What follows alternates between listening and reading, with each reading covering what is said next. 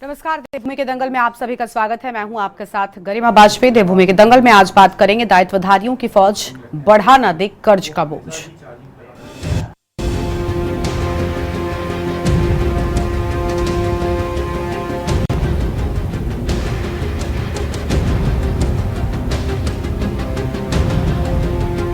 और बात करते हैं देवभूमि के दंगल में। उत्तराखंड की बीजेपी सरकार में लंबे इंतजार के बाद मुख्यमंत्री पुष्कर सिंह धामी ने दायित्व बंटवारे की सूची जारी कर दी है। सरकार में 20 लोगों को दायित्व बांट दिए गए हैं, जिनमें 6 महिलाओं को भी शामिल किया गया है। और जारी सूची के मुताबिक आपको बता दें कि चमोली के हरक सिंह नेगी को उपाध्यक्ष वरिष्ठ नागरिक कल्याण परिषद का जिम्मा सौंपा गया है। रुद्रप्रयाग के ऐश्वर्या रावत को उपाध्यक्ष राज्य महिला आयोग का दायित्व सौंपा गया है। अल्मोड़ा की गंगा बिष्ट को उपाध्यक्ष राज्य महिला उद्यमिता परिषद का जिम्मा दिया गया है। सीएम धामी ने दायित्वधारियों की लिस्ट में सभी समीकरणों को साधने की कोशिश की है। साथ ही चंपावत को छोड़कर हर जिले को प्रतिनिधित्व दिया गया है।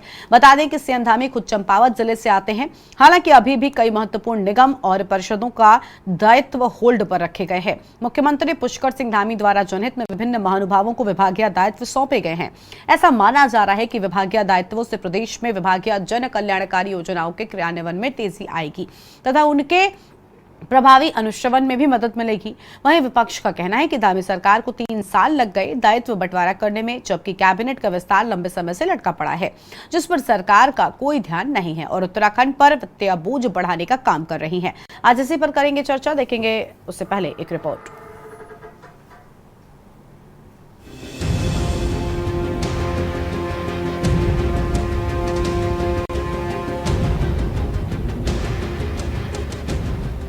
वहीं धामी सरकार का उद्देश्य जनता को सुशासन और पारदर्शी प्रशासन प्रदान करना है। जिन कार्यकर्ताओं को दायित्व सौंपे गए हैं, वे अपने अनुभव और कार्यक्षमता से जनसेवा के इस दायित्व को निभाएंगे और राज्य की प्रगति में अपना योगदान देंगे।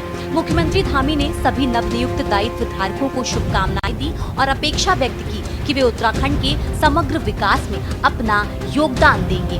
वहीं देहरादून के श्याम अग्रवाल को उपाध्यक्ष उत्तराखंड आवास सलाहकार परिषद, नैनीताल की शांति मेहरा को उपाध्यक्ष वरिष्ठ नागरिक कल्याण परिषद, देहरादून के भगवत प्रसाद मकवाना को उपाध्यक्ष उत्तराखंड सफाई कर्मचारी आयोग, पिथौरागढ़ के हेमराज बिष्ट को उपाध्यक्ष उत्तराखंड राज्य स्तरीय खेल परिषद, चमोली के रामचंद्र गौड़ को अध्यक्ष वरिष्ठ नागरिक कल्याण परिषद की जिम्मेदारी दी गई है। इसके अलावा अल्मोड़ा के पूरन चंद नैलवाल उपाध्यक्ष प्रवासी उत्तराखंड परिषद, उत्तरकाशी के राम सुंदर नौटियाल को उपाध्यक्ष भागीरथी नदी घाटी प्राधिकरण, उधम सिंह नगर के सायरा बानो उपाध्यक्ष उत्तराखंड राज्य महिला आयोग, नैनीताल की रेणु अधिकारी को अध्यक्ष राज्य महिला उद्यमिता परिषद, देहरादून की रजनी रावत को उपाध्यक्ष समाज कल्याण योजनाएं अनुश्रवण समिति की जिम्मेदारी सौंपी गई है। पौड़ी गढ़वाल की ऋषि कंडवाल को उपाध्यक्ष सिंचाई सलाहकार समिति, टिहरी गढ़वाल के वीरेंद्र दत्त सेमवाल को उपाध्यक्ष उत्तराखंड हथकरघा एवं हस्तशिल्प विकास परिषद, टिहरी गढ़वाल के अजय कोठियाल को अध्यक्ष उत्तराखंड राज्य पूर्व सैनिक कल्याण सलाहकार समिति और नैनीताल के श्याम नारायण पांडे को उपाध्यक्ष उत्तराखंड वन एवं पर्यावरण सलाहकार समिति का दायित्व सौंपा गया है। वहीं विपक्ष का कहना है कि लंबे समय से कैबिनेट के पद खाली चल रहे हैं, उन पर सरकार कोई ध्यान नहीं दे रही है और दायित्वधारियों की फौज खड़ी कर रही है। उत्तराखंड पहले से ही कर्ज के बोझ से दबा हुआ है। ऐसे में धामी सरकार इन दायित्वधारियों पर आने वाला खर्च कहां से वहन करेगी?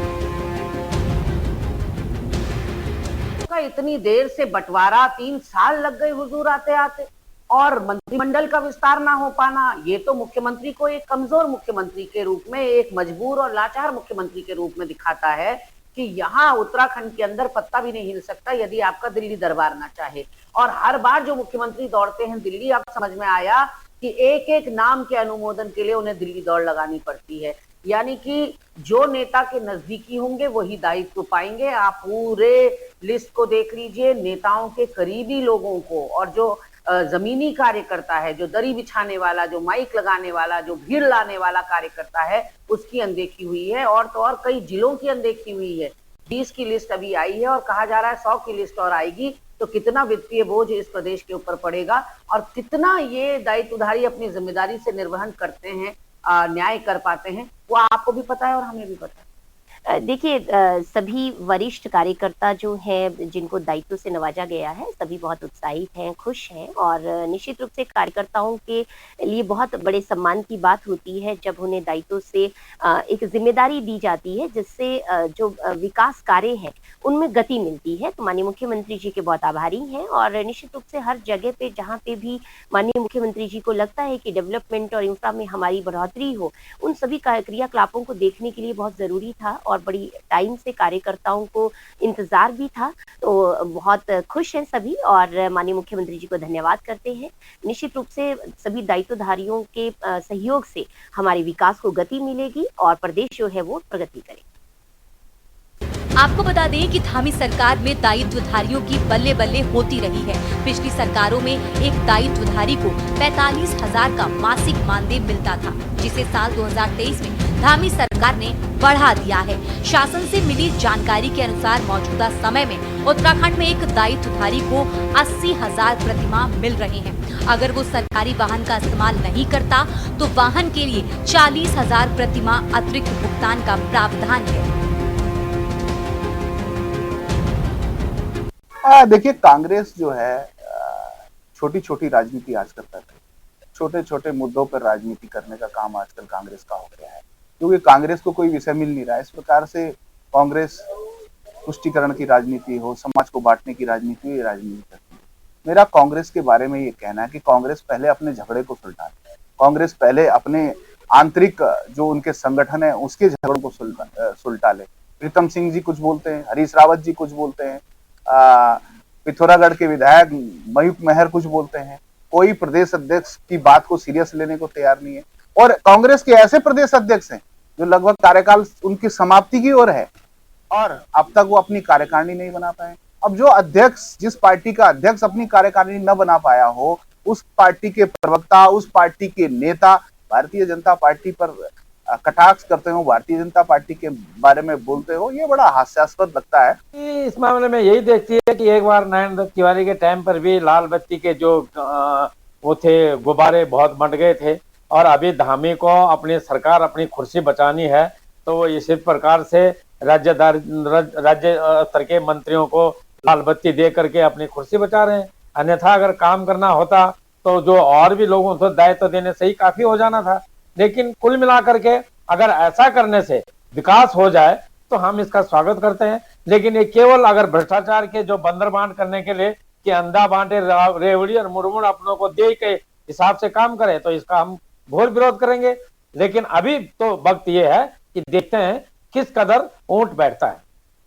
धामी सरकार ने 20 दायित्वधारियों की लिस्ट तो जारी कर दी है। सूत्रों से पता चला है कि अभी कम से कम 100 दायित्वधारियों की लिस्ट जारी होनी बाकी है। कैबिनेट के पद जो लंबे समय से खाली चल रहे हैं उनको भी भरा जाना है। सवाल ये उठता है कि सरकार बढ़ते वित्तीय बोझ से कैसे पार पाती है। अब सरकार द्वारा नियुक्त किए गए पदाधिकारी अपने क्षेत्रों में कार्यभार संभालकर सरकार की योजनाओं को लागू करने में जुट जाएंगे। ये देखना दिलचस्प होगा कि ये नए नियुक्त पदाधिकारी अपनी जिम्मेदारियों को किस प्रकार निभाते हैं और राज्य के विकास में किस तरह योगदान देते हैं, या कहीं दायित्वधारियों की ये फौज प्रदेश के कार्य में बोझ साबित न हो जाए। Uttarakhand desk report.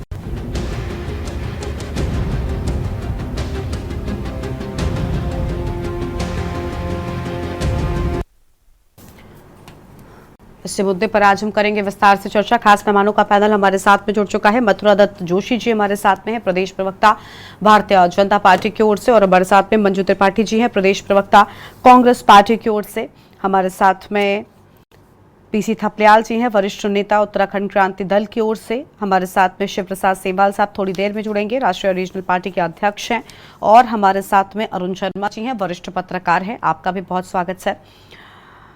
सबसे पहले शुरुआत बीजेपी के प्रवक्ता मथुरा दत्त जोशी जी के साथ में करेंगे। जोशी जी, दायित्वधारियों की फौज कहीं कर्ज का बोझ न बढ़ा दे, क्या कहना चाहेंगे आप? जी, आवाज मिल रही है सर आपको? जी आवाज मिल रही। नमस्कार जी। सर, जिम्मेदारी तो तय हो गई, लेकिन क्या वित्तीय बोझ बढ़ने वाला है?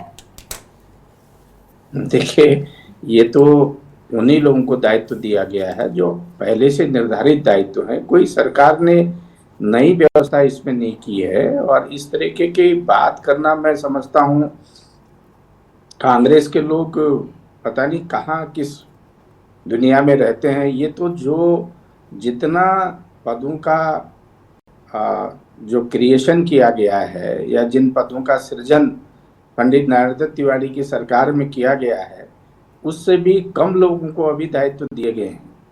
वरिष्ठतम पत्रकार आदरणीय अरुण शर्मा जी भी अभी हमारे पैनल में बैठे हैं, वो मेरे से बेहतर जानते हैं। और हमारे थपलियाल साहब, पीसी थपलियाल साहब हमारे बड़े भाई हैं, वो मेरे से बेहतर जानते हैं। तो कांग्रेस के लोग पता नहीं कहाँ से ढूंढ के इस तरह की बातें ले आते हैं कि ये तो पहले से निर्धारित पद हैं जिन पर नियुक्तियां होनी हैं। एक तरफ तो ये कह रहे हैं कि कांग्रेस कहती है कि आर्थिक बोझ के तले राज्य को दबाया जा रहा है। दूसरी तरफ आप देख रहे हैं अभी आरोप लगा रहे हैं कि मंत्रिपरिषद में जो खाली पद है उनको नहीं भर रहे हैं, खाली पदों पर नियुक्तियां नहीं हो रही हैं, दिल्ली के इशारे पर नियुक्तियां हो रही हैं। कहीं पर कोई बोझ सरकार पे नहीं पड़ने वाला है। ये सरकार की में जो पद पहले से सृजित पद हैं उन पर ही नियुक्ति हो रही है। उनकी नियुक्ति होने से निश्चित रूप से प्रदेश के विकास को नए आयाम लगेंगे और प्रदेश में विकास की गति और अनुसंरक्षण का जो काम है उसकी देखभाल करने में मदद मिलेगी।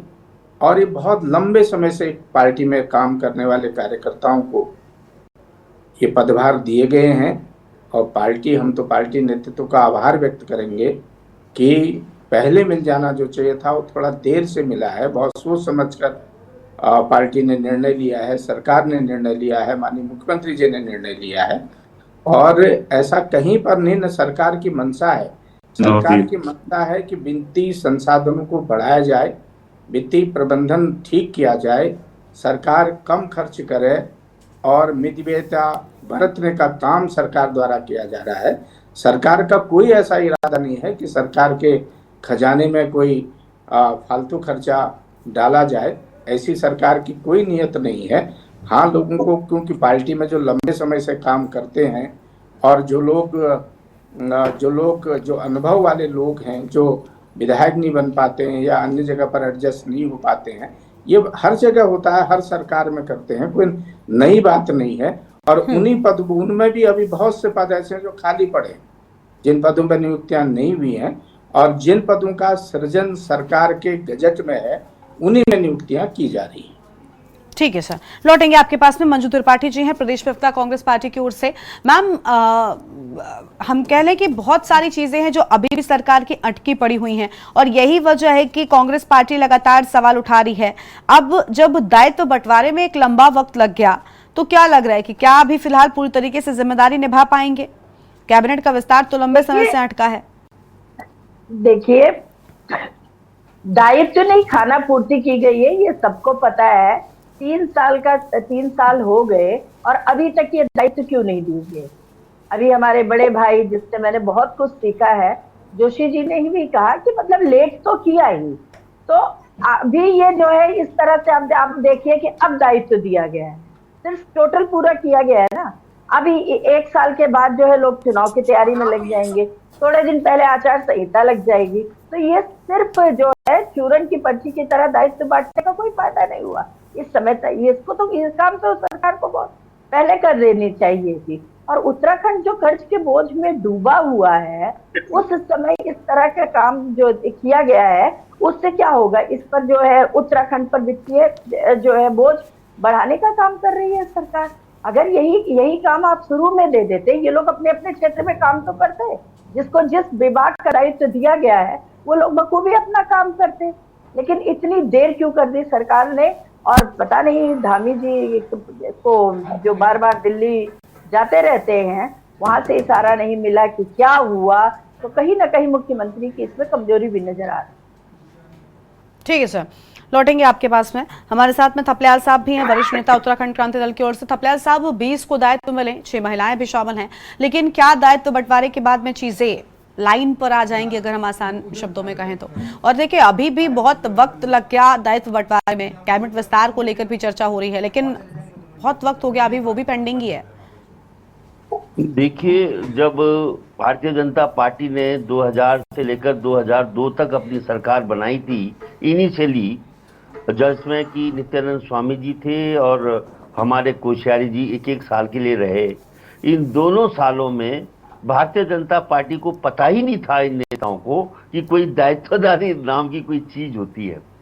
तब 2002 में जो चुनाव हुए, चुनाव के बाद पहले चुनाव में जब तिवारी जी बने तो तिवारी जी अनुभवी नेतृत्व थे, यूपी में वो मुख्यमंत्री रहे दोनों समय, तो इसलिए उनको मालूम था कि इससे जो कार्यकर्ताओं के बीच में एक आक्रोश, असंतुष्टि जो पैदा होती है, उसको दबाने के लिए उनके गले में एक एक डाल दो और दायित्वधारी का, और उन्होंने दायित्वधारी बांटने का सिलसिला इस राज्य में शुरू किया। हम उस समय बड़े दुखी हुए थे और हमारे जो नरेंद्र सिंह नेगी जी जो हमारे उत्तराखंड के गीतकार भी हैं, तो उन्होंने ये लाल बत्ती का डोला रे अपने नौछमी नारायण में तिवारी जी पे पूरा व्यंग कसा था इन लाल बत्तियों के लिए। लेकिन आज जो ये कह रहे हैं कि देर हो गई, देर नहीं, इस बोझ को 3 साल तक टाला रहा धामी ने और करोड़ों रुपए बचाए। मैं सैल्यूट करता हूं, इस गरीब राज्य को एक राहत मिली इन 3 सालों में इन पत्थरों को सिर में न रखने की। अब चूंकि चारों तरफ से दबाव आ रहा है, बार बार इस राज्य की जनता को मूर्ख बनाया जा रहा है कि साहब मंत्रिमंडल का विस्तार, साहब कितनी बार हम सुनते आ रहे हैं कि अभी मंत्रिमंडल का विस्तार होने जा रहा है।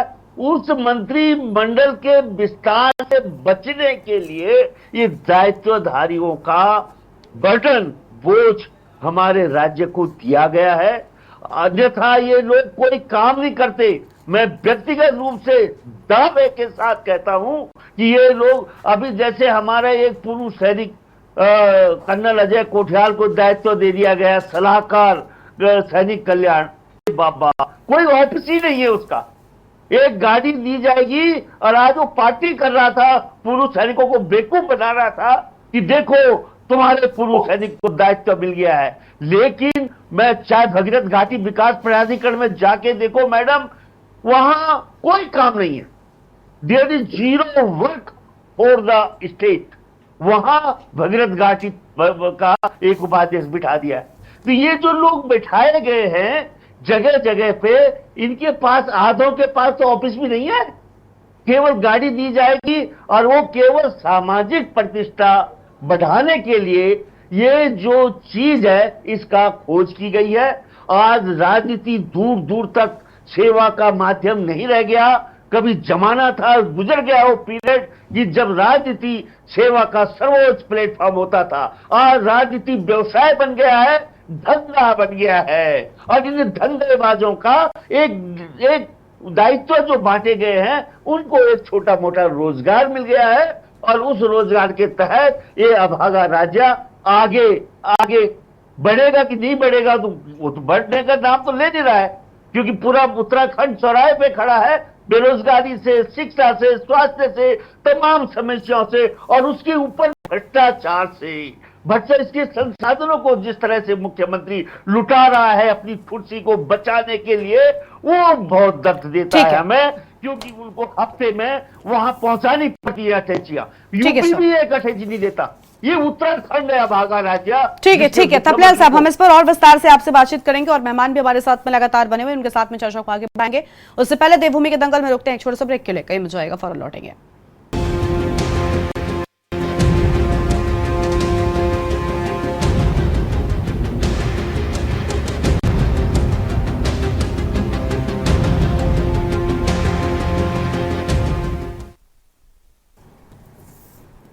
ब्रेक के बाद देवभूमि के दंगल में आप सभी का स्वागत है। चर्चा कर रहे हैं हम दायित्वधारियों को लेकर। खास मेहमान हमारे साथ में लगातार बने हुए हैं। शिव प्रसाद सेमवाल साहब का रुख कर लेते हैं, अध्यक्ष राष्ट्रीय और रीजनल पार्टी की ओर से हैं। स्वागत सर आपका। सेमवाल साहब क्या कहना चाहेंगे, दायित्व मिल गया है, अब कैबिनेट का विस्तार भी क्या होगा और क्या दायित्वधारी अपनी जिम्मेदारियों को ठीक तरीके से निभा पाएंगे? मैडम, ये जब से राज्य बना है तब से सरकारों में, जो भी सरकारें रही, चाहे अल्पमत की रही हो चाहे प्रचंड बहुमत की रही हो, इनमें पावर को डिसेंट्रलाइज करने का तो चलन ही कभी नहीं रहा। हमेशा से हर कोई, जिसको भी सत्ता मिलती है, पावर मिलती है, वो सेंट्रलाइज कर लेता है अपने पे। कोई भी सीएम रहा, उसने 67 मंत्रालय अपने पास रखे हैं, 46 मंत्रालय अपने पास रखे। बांटने की तो कोई जरूरत ही नहीं है। पिछले त्रिवेंद्र सरकार से इस पैटर्न ने काफी जोर पकड़ा। त्रिवेंद्र सरकार में भी 1/4 मंत्री पद खाली ही रहे पूरे 5 साल तक। उनके पूरे जो बाकी मंत्री थे, उनके सबके डिपार्टमेंट मुख्यमंत्री जी के पास ही रहे। जहां तक ये दायित्वधारियों के पद है, ये भी आपको ऐसी लग सकता है कि कोई भी दायित्वधारी को ऐसा कोई पद नहीं है कि वो एक फाइल तक पलटने का उसके पास अधिकार हो। फाइल पलटने के लिए भी उसे पद एवं गोपनीयता की शपथ लेनी पड़ेगी, जो कि किसी दायित्वधारी को नहीं दिलाई जाती है। तो सीधी सी बात है कि उनका कोई भी अधिकार उनका नहीं है, कोई भी काम कराने का अधिकार। और खास करके इस तरीके के जो झुंझुने पकड़ाए जाते रहे, ये हमेशा हर सरकार में होता है। विजय बहुगुणा जी की सरकार में भी था, उससे पहले निशंक जी की सरकार में था, खंडूरी जी की सरकार में था, हर सरकार में ऐसी रहा है। त्रिवेंद्र एनडी तिवारी जी की सरकार में तो 200 राज्य मंत्री बनाए गए थे इस तरीके के, अनुसरवण परिषद, फलाना परिषद, अलाना परिषद, ये सब हमेशा से हुआ है। माटी कला बोर्ड, पता नहीं क्या क्या, मतलब जिनके मतलब कोई मतलब नहीं होता। दरअसल जो कोई भी दायित्वधारी होगा वो किसी ना किसी मंत्रालय का तो होगा, और जिस विभाग का एक बार कोई मंत्री बन गया, वो मंत्री अपनी पावर इन दायित्वधारियों में क्यों बांटेगा, कोई मतलब नहीं बनता। और वो भी उन दायित्वधारियों में जिनको अभी तक पद एवं गोपनीयता की शपथ नहीं है।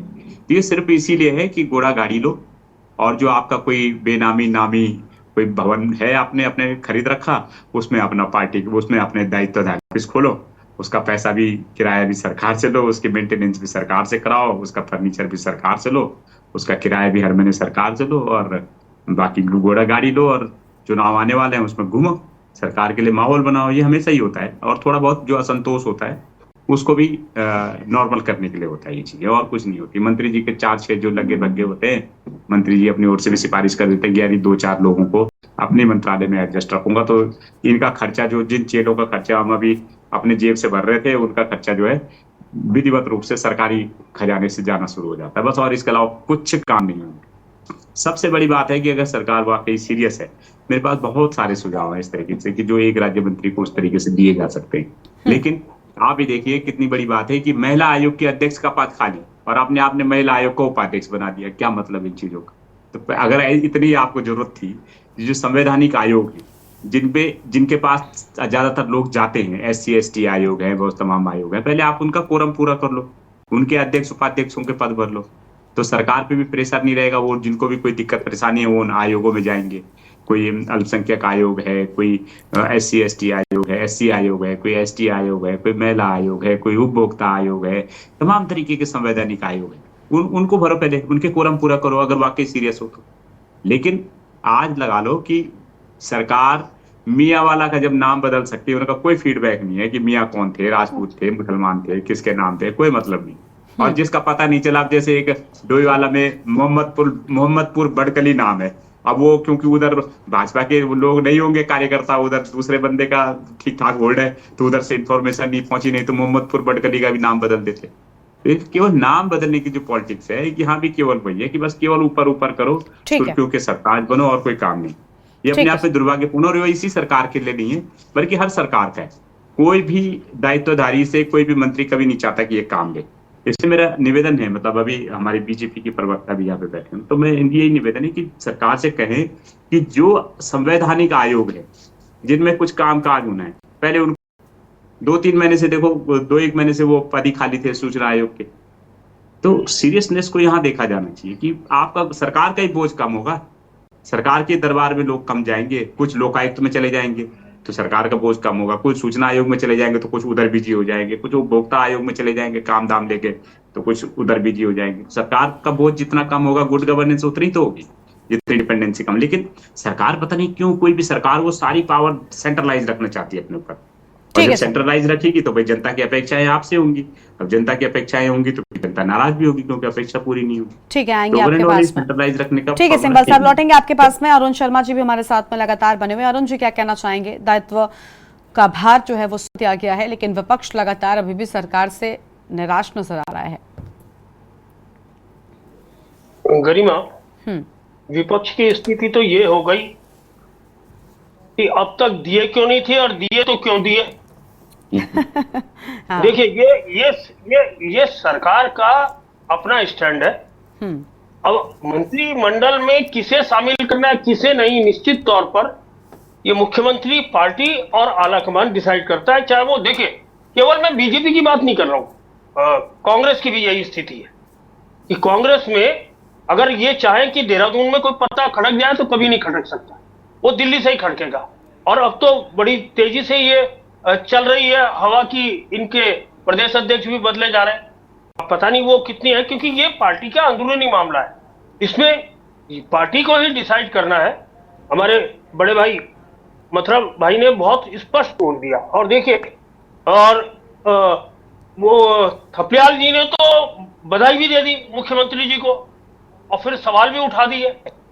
तो देखिए, जब तिवारी जी की सरकार आई थी तो निश्चित तौर पर 200 से ज्यादा दायित्वधारी थे, और ऐसे ऐसे दायित्वधारी थे कि जिनको तिवारी जी ने राजनीति में स्थापित करने के लिए उनको कहीं ना कहीं एडजस्ट किया था, ये सबके सामने था।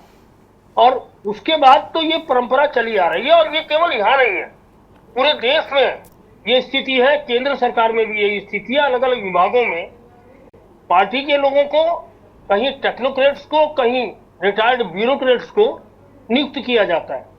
अब सूचना आयोग में अभी दलीप सिंह कुंवर को किया, उससे पहले हयाती जी आए थे, तो ये ब्यूरोक्रेट्स थे।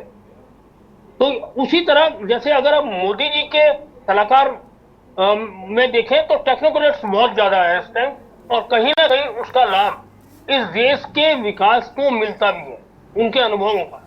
तो बहुत दिनों से ये चर्चा थी कि क्योंकि जब धामी जी मुख्यमंत्री बने थे तो केवल कुछ लोगों को दायित्व दिए गए थे, क्या उसमें ज्योति गैरोला जी हो या विश्वास डाबर हो या एससी आयोग के अध्यक्ष हो, या हम महिला आयोग कह दें, बाल आयोग कह दें, इनके अध्यक्ष, और महिला और बाल आयोग के अध्यक्षों का तो कार्यकाल पूरा हो गया था, उनको एक्सटेंशन दिया हुआ है इस टाइम, और उसी में और लोगों को भी शामिल किया गया है, उपाध्यक्ष बनाए हैं महिला आयोग में कुछ लोगों को।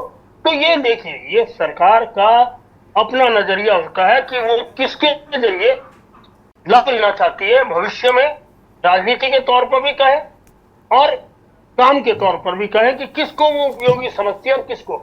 अभी तो ये भी सूचना है कि कई दर्जन और दायित्वधारी आएंगे, और हवा में नाम भी तैर रहे थे। एक मैं चैनल की रिपोर्ट देख रहा था तो हवा में नाम भी आ गए थे, तो उसी टाइम लोगों ने फोन खटखटाना शुरू कर दिया जिनके नाम नहीं थे, भाई तुम्हारा नाम नहीं है, तुम्हारा नाम नहीं है। तो ये एक राजनीति भी होती है कि जिनका नाम नहीं है वो मुख्यमंत्री तक और आलाकमान तक दौड़ लगाना शुरू कर दे, ये राजनीति होती है।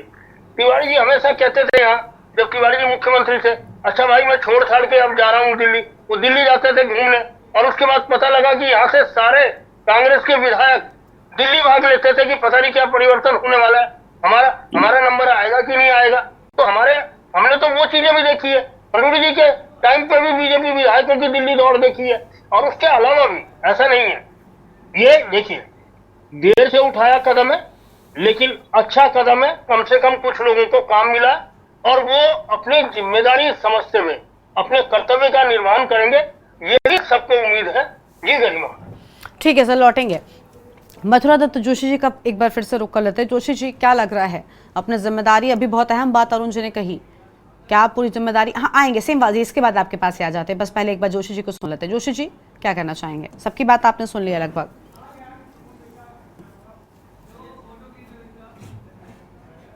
सर अनम्यूट कीजिए जोशी जी, आप पहले अनम्यूट कीजिए।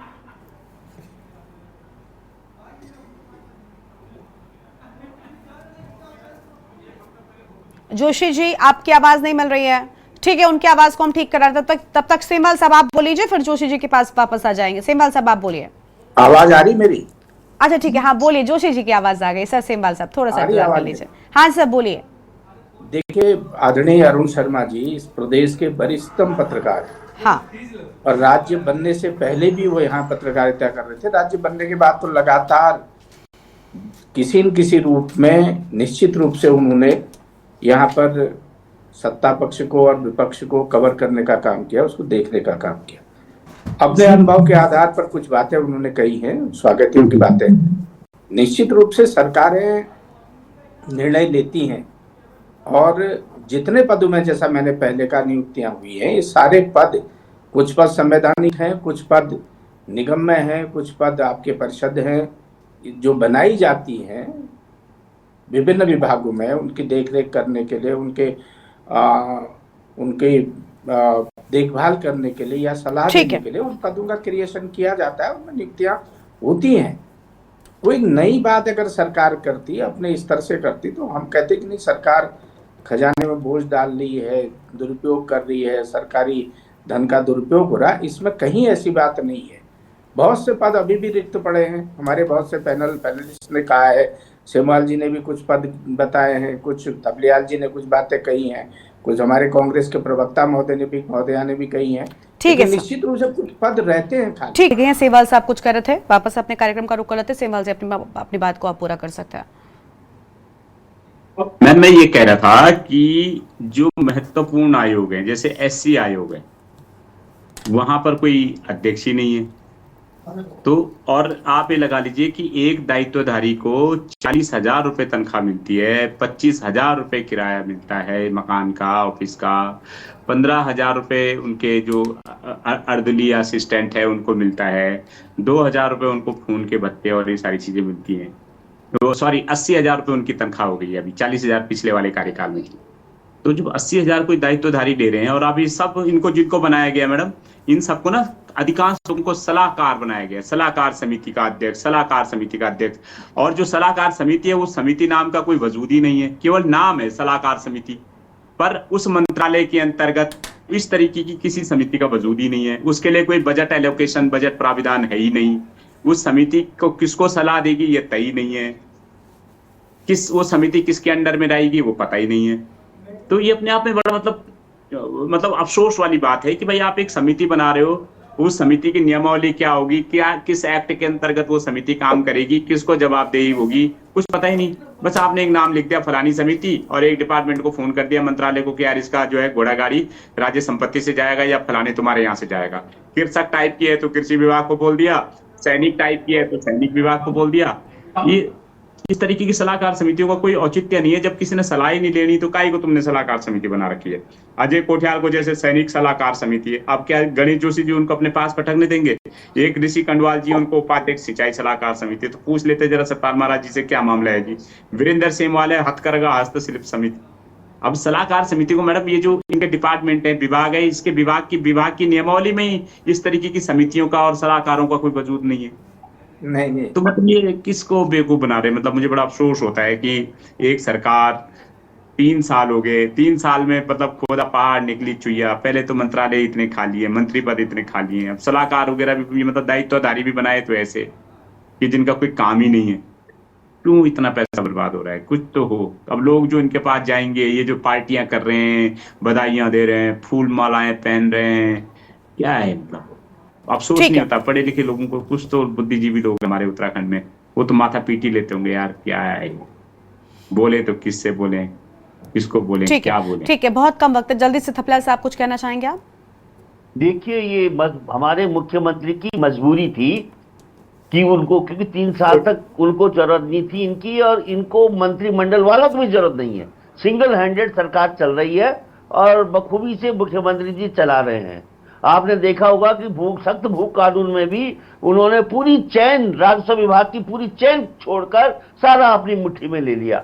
इस तरह से जो हर चीज को अपनी मुट्ठी और अपनी उंगली से संचालित कर रहा हो, तो उसको इन दायित्वधारकों की जरूरत नहीं थी। लेकिन त्रिवेंद्र रावत जी का जो प्रहार हुआ, उस प्रहार के कारण उनको बैसाखियों में आना पड़ा, क्योंकि वो प्रहार इतना सख्त है कि इनकी कुर्सी हिलने लग गई है। और उस कुर्सी के कारण धामी जी को ये दायित्वधारी बनाने पड़े हैं, और इन बैसाखियों के तहत अपने को मजबूती देने का एक प्रयास कर रहे हैं। अन्यथा इन लोगों की 1% भी इस अभागे राज्य को जरूरत नहीं है। हम लोग इनको बिना बात के ढोएंगे और इसी तरह से इस राज्य में जो कुछ भी हो रहा है, इवन आप ही देखिए कि पटवारी तहसीलदार कितनी बड़ी चैन होती है, डीएम तक सब बैठे हुए हैं, कितने विभाग हैं, पर्यटन जिस तरह से जिलाधिकारी होता है एक जिले में, वैसे ही कई जिला पर्यटन अधिकारी, जिला खनन अधिकारी, जिला मत्स्य अधिकारी सब बैठ रहे हैं, तनख्वाहें खा रहे हैं। तो ये राज्य आईसीयू में जा चुका है। इस राज्य में कोई सरकार नाम की चीज नहीं है। जो बेचारे उपनल कर्मचारी 10,000 12,000 में इस राज्य की सरकारों को, सचिवालयों को संचालित कर रहे हैं और चला रहे हैं। इसलिए ठन ठन गोपाल, दिल्ली में पैसे देते रहो, कुर्सी मजबूत रखो। इस फंडे के तहत उत्तराखंड संचालित हो रहा है और वही बद्रीनाथ केदारनाथ हमारा अब रक्षक है। बाकी ठीक है सर। कोई आवाज नहीं, कोई देखिए, नारा, उम्मीद है कोई कि जिनको दायित्व दिया गया है वो अपना दायित्व पूरी जिम्मेदारी के साथ में निभाएंगे और चीजें बेहतर होंगी। और जो वित्तीय भूजबारी होने की बात कही जा रही है, ऐसा नहीं होगा। शुक्रिया सभी मेहमानों का। मैं अपनी चर्चा को यहीं पर रोकना पड़ रहा है। बहुत शुक्रिया हमारे साथ जुड़ने के लिए, अहम जानकारी के लिए। देवभूमि के दंगल में आज हम बात कर रहे थे दायित्वधारियों को लेकर, जिनको अब अहम जिम्मेदारी दे दी गई है, लेकिन विपक्ष लगातार सवाल उठा रहा है। दंगल में इतना ही। आप देखते रहिए के न्यूज़।